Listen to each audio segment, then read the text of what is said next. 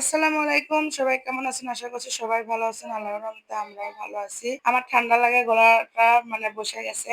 ওইজন্য কণ্ঠটা খারাপ শোনা যাচ্ছে। আর এটা ছিল শুক্রবারের ভিডিও। শুক্রবারে আমি শক্ত মুগরি রান্না করছিলাম, তাই একটু ভিডিও করে রাখছিলাম। মুগরিটা আমি প্রেসারে দিয়ে রান্না করে নেব, যেহেতু শক্ত সময় লাগবে অনেক। এই মুগরিতে অনেক চর্বি ছিল, তাই আলু কাটে দিলাম।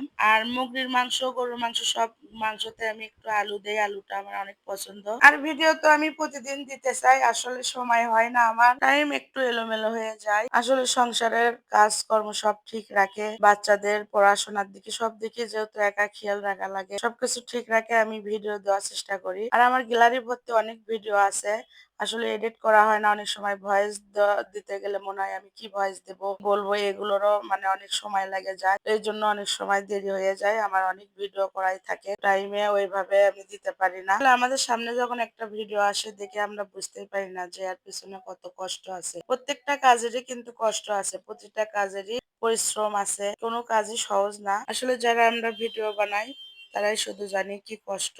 যখন রান্না করি এক হাতে ক্যামেরা ধরি, এক হাতে রান্না, আসলে যতই কষ্ট হোক না কেন, যখন আপনারা ভালো ভালো কমেন্ট করেন তখন আমার সব কষ্ট ভুলে যায়, নতুন একটা ভিডিও বানানোর আগ্রহ জাগে। আর আজকে আমার রান্না বান্না কেমন হয়েছে অবশ্যই জানাবেন।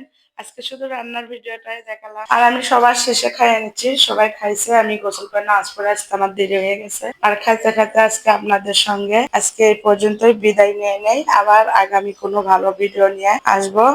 এই পর্যন্ত সবাই ভালো থাকবেন, সুস্থ থাকবেন, আমাদের জন্য দোয়া করবেন। আল্লাহ হাফেজ।